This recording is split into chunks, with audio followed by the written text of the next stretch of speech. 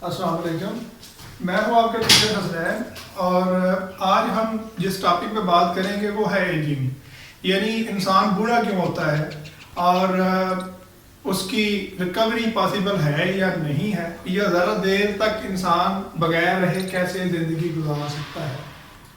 तो टॉपिक जो है उसको, हमारा जो टॉपिक है एजिंग एंड कंट्रोल, हमने इसको ये नाम दिया है। पहले तो मैं आपको बताता हूँ कि ये टॉपिक मैंने सेलेक्ट क्यों किया है। अक्सर मेरी जो नानी अम्मा है उनसे मेरी जब बात होती है तो वो कहते हैं कि बेटा हमने तो मर ही जाना है किसी बात के ऊपर। तो एक दिन उनकी ये बात सुन के तो मैंने इस चीज़ के ऊपर रिसर्च शुरू की कि इंसान बीमार क्यों होता है और मरता क्यों है और ज़्यादा देर तक कैसे ज़िंदा रहा जा सकता है। तो उसके ऊपर जो रिसर्च है वो मैं आपके सामने रखना चाहता हूँ कि क्या चीज़ें जो हैं ऐसी हमारी बॉडी के अंदर चेंज आता है जिससे इंसान बूढ़ा होता है या मर जाता है। तो टॉपिक में जो हमने हेडिंग दी है, सबसे पहला है एजिंग। पहले मैं आपको एजिंग के बारे में बताऊंगा। एजिंग इरिवर्सिबल ग्रोथ है, यानी ऐसा चेंज हमारी बॉडी के अंदर जो रिवर्स ना हो सके, ठीक है, लेकिन उसको कंट्रोल किया जा सकता है। इसके ऊपर हम बात करेंगे। सबसे पहले हमने ये देखना है कि ये एजिंग का फैक्टर हमारी बॉडी पर आता क्यों है, किन वजूहात की बिना पर एजिंग हमारी बॉडी के ऊपर लागू हो जाता है। सबसे पहली चीज तो ये है कि हमारी बॉडी के अंदर आपको पता है जीन्स होते हैं और जीन्स के मिलने से क्रोमोसोम होते हैं। क्रोमोसोम की टिप के ऊपर एक खास पोर्शन इसका होता है जिसको हम बोलते हैं टीलोमियर। जब क्रोमोसोम डिवाइड करता है हमारी बॉडी के अंदर सेल बनते भी रहते हैं, मरते भी रहते हैं। तो जब टीलोमियर बेसिकली डिवाइड करता है, ये क्रोमोसोम डिवाइड करता है, तो क्रोमोसोम के डिवीजन के दौरान टीलोमियर के अंदर चेंज आता है। जब एक क्रोमोसोम से आगे वाला नया क्रोमोसोम बनता है तो टीलोमियर के अंदर चेंज ये आता है कि टीलोमियर इसका शॉर्ट हो जाता है, छोटा हो जाता है। जब मजीद ये क्रोमोसोम आगे डिवाइड करता है तो इसका जो टीलोमियर है वो और छोटा हो जाता है। और मजीद जब ये डिवाइड करता है तो कुछ डिवीजन के बाद एक से जाती होती है, या टीलोमियर बिल्कुल खत्म हो जाता है या ना होने के बराबर रह जाता है। तो सेल सही तरह से डिवाइड नहीं हो पाता, इस तरह सेल अपना फंक्शन परफॉर्म नहीं कर पाता और टीलोमियर के खत्म होने की वजह से सेल डेड हो जाता है। और जब बॉडी के किसी हिस्से के सेल डेड हो जाएंगे तो इंसान की डेथ हो सकती है। तो सबसे पहली चीज जो मैंने आपको बताई है वो ये टीलोमियर का चेंज होना है। हमारी बॉडी के अंदर जो सेल पाए जाते हैं उसके अंदर जो क्रोमोसोम है वो जब डिवाइड करते हैं तो स्टेप बाय स्टेप जब डिवीजन करते जाते हैं तो टीलोमियर जो है वो चेंज होता जाता है, वो शॉर्ट होता जाता है।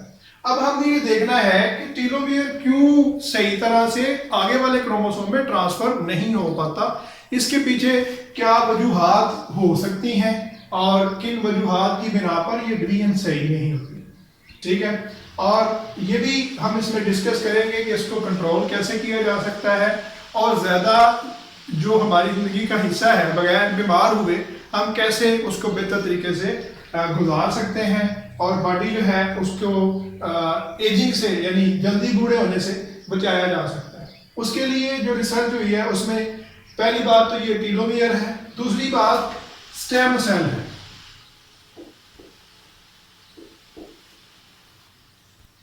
स्टेम सेल बेसिकली ऐसे सेल हैं जो हमारी बॉडी के मुख्तलिफ हिस्सों को रिपेयर करते हैं। जब एक छोटा बच्चा जो है उसकी ग्रोथ हो रही होती है तो उसकी बॉडी के अंदर स्टेम सेल बहुत ज्यादा होते हैं जिसके बिहाफ पर उसकी बॉडी के डिफरेंट ऑर्गन बनते जाते हैं। लेकिन जब उसकी ग्रोथ हो चुकी होती है तो स्टेम सेल बनना कम हो जाते हैं और आहिस्ता आहिस्ता जब स्टेम सेल बनना कम हो जाते हैं तो बॉडी के हिस्से जो है वो रिपेयर होना रुक जाते हैं। यानी स्टेम सेल हमारी बॉडी के डिफरेंट हिस्सों की रिपेयरिंग करते हैं, ठीक है। यानी हमारी बॉडी के अंदर अगर स्टेम सेल बनते जाएंगे तो हमारी बॉडी के कुछ पोर्शन रिकवर होते जाएंगे, वो जो खराब हुए थे वो रिपेयर होते जाएंगे। अब स्टेम सेल के बनने के लिए जो चीजें हमें रिक्वायर्ड हैं उनमें सबसे पहली जो जरूरी चीज है मैंने बताया है कि जो छोटा बच्चा है उसकी बॉडी के अंदर स्टेम सेल ज्यादा होते हैं तो वो अपने बॉडी के आर्गन बना लेता है, और जब इंसान जवान होता है तो उसकी बॉडी में स्टेम सेल तब भी होते हैं, लेकिन इनकी तादाद आहिस्ता आहिस्ता कम हो जाती है। अगर किसी वजह से या किसी तरीके से या किसी फूड से हम स्टेम सेल को दोबारा बना सकें, तो इससे क्या होगा कि जो बॉडी के हिस्से हमारे खराब हुए थे, जो बॉडी के हिस्से बूढ़े हो चुके थे, जिनके अंदर ताकत खत्म हो चुकी थी, उनको दोबारा रिकवर किया जा सकता है। स्टेम सेल बनाने के लिए एक टेक्निक आजकल यूज की जा रही है जिसको हम हाई ऑक्सीजन सप्लाई का नाम देते हैं। इसमें क्या होता है कि वो लोग जिनकी एज 50, 60 या 70 के करीब है, उनको ऑक्सीजन की हाई डोजेज देकर उनके लंग्स के अंदर हाई ऑक्सीजन की सप्लाई करके तो स्टेम सेल बनवाया जाता है। यानी एक ऐसा मेथड यूज किया जाता है जिसमें लेबोरेटरी के अंदर हम यूज करते हैं ऑक्सीजन को, जैसे ऑक्सीजन मास्क होता है, जैसे किसी पेशेंट को ऑक्सीजन लगाई जाती है, इसी तरह एक मैकेनिज्म के थ्रू, एक मशीनरी के थ्रू, एक ऑपरेटर्स के थ्रू, एक मशीन के थ्रू इंसान को हाई ऑक्सीजन प्रोवाइड की जाती है, जिससे उसके स्टेम सेल दोबारा बनना शुरू हो जाता है। इसके अंदर एक आसान वे ये है, इसकी एक्यूरेसी तो हाई ऑक्सीजन जैसी नहीं है, लेकिन नियर टू हाई ऑक्सीजन है। उसको हम इस तरह अपने आसान लफ्जों के अंदर हम ये कहेंगे कि हमने अपनी बॉडी को ज्यादा ऑक्सीजन सप्लाई करनी है। अक्सर आपने सुना होगा कि लोग एक्सरसाइज करते हैं, जिम जाते हैं, तो ऐसा बंदा जो एक्सरसाइज करता है उसकी बॉडी के अंदर ऑक्सीजन की सप्लाई दूसरी आम लोगों की निस्बत ज्यादा जाती है। जब वो ऑक्सीजन ज्यादा गेन करेगा, जब वो वर्कआउट करेगा, तो उसकी बॉडी के जो मैकेनिज्म है, लंग्स है, ज्यादा ऑक्सीजन रिक्वायर्ड करेंगे। जो लोग सुबह सैर के लिए जाते हैं, वॉक के लिए जाते हैं, तो अपनी बॉडी को एक तरह से थकाते हैं ताकि उसके अंदर हाई ऑक्सीजन जो है वो जा सके।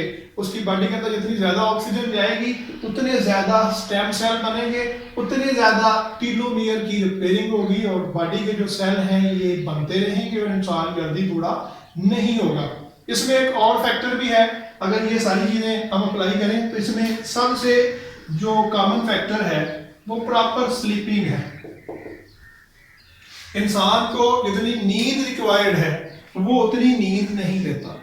जब इंसान सोता है तो उसकी बॉडी के जो सेल हैं ये रिकवर होना शुरू हो जाते हैं, ठीक है। यानी स्लीपिंग जो प्रोसेस है वो रिपेयरिंग करता है सेल की, जिसमें हमारी बॉडी के जो सेल हैं ये रिपेयर होना शुरू हो जाते हैं। इसलिए स्लीपिंग का प्रोसेस यानी अपनी बॉडी को रेस्ट देना बहुत जरूरी है।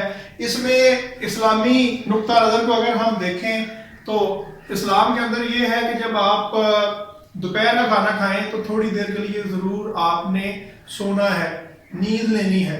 उससे क्या होता है कि आम तौर पर जब आप दोपहर के टाइम आपका जो बॉडी फंक्शनिंग है, सुबह फ्रेश होती है बॉडी, जब आप 6 घंटे 7 घंटे की वर्किंग के बाद आप थक जाते हैं और थकने के बाद आप खाना खाने के बाद अगर आपने आपको आधा घंटा 1 घंटा रेस्ट देते हैं तो उससे आपकी बॉडी के जो सेल हैं ये रिकवर हो जाएंगे। ये याद रहे कि जितनी स्लीपिंग ज्यादा होगी बॉडी को रेस्ट मिलेगी उतने टीलोमियर जो है, यानी जब एक सेल से 2 सेल बनेंगे, एक सेल मरने के बाद या खराब होने के बाद जब उसने डिवाइड करना है, तो जितना ज्यादा आपकी नींद रेगुलर होगी, आप जल्दी सोएंगे, रेगुलर नींद लेंगे, उतना देर से सेल डुप्लीकेट करें। यानी एक सेल से 2 सेल बनने थे, आप सोचेंगे पूरी जिंदगी में एक सेल 20 दफा डिवाइड करता है, तो अगर हम किसी ऐसा मेथड यूज करेंगे जिससे सेल देर बाद डिवाइड करें, यानी अगर 6 माह में डिवाइड होना था, नया बनना था, वो 1 साल के बाद 2 साल के बाद बना है, तो जब वो डुप्लीकेट देर से करेगा तो जाहिर है टीलोमियर इतनी जल्दी खराब या खत्म नहीं होगा।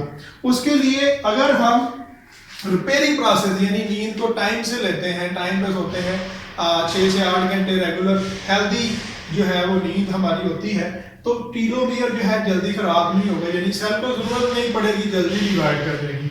और अगर जरूरत पड़ जाती है, यानी अगर वो रिपेयर नहीं है यानी खराब हो गया, तो फिर हाई ऑक्सीजन देकर स्टेम सेल जनरेट करवाए जाते हैं।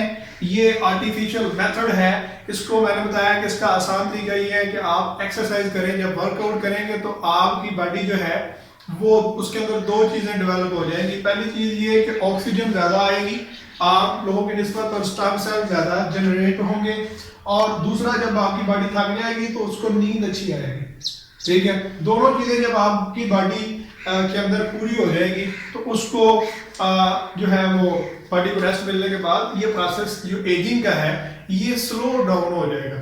इसमें सबसे जो पहली बात है, अगर हम देखें तो यहाँ पर लोग इसके डिटेल के हवाले से, क्योंकि ये एक ऐसा मेथड है जो अंग्रेज इस्तेमाल कर रहे हैं हाई ऑक्सीजन डिमांड, तो उसका मैं आपको एक्सपेरिमेंटेशन बता देता हूँ जो है वो आप इसको सर्च भी कर सकते हैं। इसके ऊपर ये रिसर्च हुई है कि कुछ लोग ऐसे हैं जिनकी मेमोरी, जैसे कोई बूढ़ा हो जाता है 70 साल का तो वो चीज़ें भूलना शुरू कर देता है, तो ये भी स्टेम सेल के ना बनने की वजह से है कि उसका ब्रेन का जो पोर्शन था वो वीक होता गया, मेमोरी सेल जो है वो रिपेयर नहीं हुए क्योंकि उसने नींद नहीं ली। ठीक है, एक बिजनेसमैन ने, एक डॉक्टर ने इसको एक बिजनेसमैन के ऊपर अप्लाई किया जिसका ये कहना था कि वो 70 साल की एज का है और वो कारोबार की अगर पहले 20 बातें याद रख पाता था तो उसको अब उनमें से 10 बातें याद रहती हैं, 10 वो भूल जाता है। तो डॉक्टर ने क्या किया, एक्सपेरिमेंट के तौर पर उसको अपनी लैब में बुलाकर हाई ऑक्सीजन जो है उसको देना शुरू कर दी और साथ उसको ऑब्जर्व करना शुरू कर दिया। तो विद इन 1 मंथ ये प्रोसेस होता रहा, हाई ऑक्सीजन उससे दी जाती रही। तो उससे क्या हुआ कि उसके दोबारा स्टेम सेल बने, ऑक्सीजन की डिमांड बढ़ने की वजह से स्टेम सेल जनरेट हुए, और जो उसका दिमाग का पोर्शन रिपेयर नहीं हो पा रहा था, जो बॉडी ऑर्गन जो है वो कमजोर हो चुके थे, तो पूरी बॉडी के ऊपर उसका असर आया, वो रिपेयर होना शुरू हुआ और वो बंदा जो है दोबारा सेहतयाब तो है ही था, मेमोरी के लिहाज से स्ट्रांग हो गया, फिर उसको दोबारा वो चीजें मिल गई। यानी सारा दारोमदार जो है वो ऑक्सीजन के गिर्द घूमता है। आप अपनी बॉडी से जितनी मशक्कत करेंगे, जितना आप वर्कआउट करेंगे, उतनी आपकी बॉडी ऑक्सीजन डिमांड करेगी, उतनी आपकी बॉडी रेस्ट डिमांड करेगी। अगर आप उसे ये 2 चीजें प्रोवाइड कर देते हैं तो ये टीलोमियर के डिवाइड होने का प्रोसेस जो है इसको स्लो किया जा सकता है और स्टेम सेल जनरेट करके सेल को रिपेयर किया जा सकता है, जिससे आप एजिंग के इस फैक्टर से बच सकते हैं।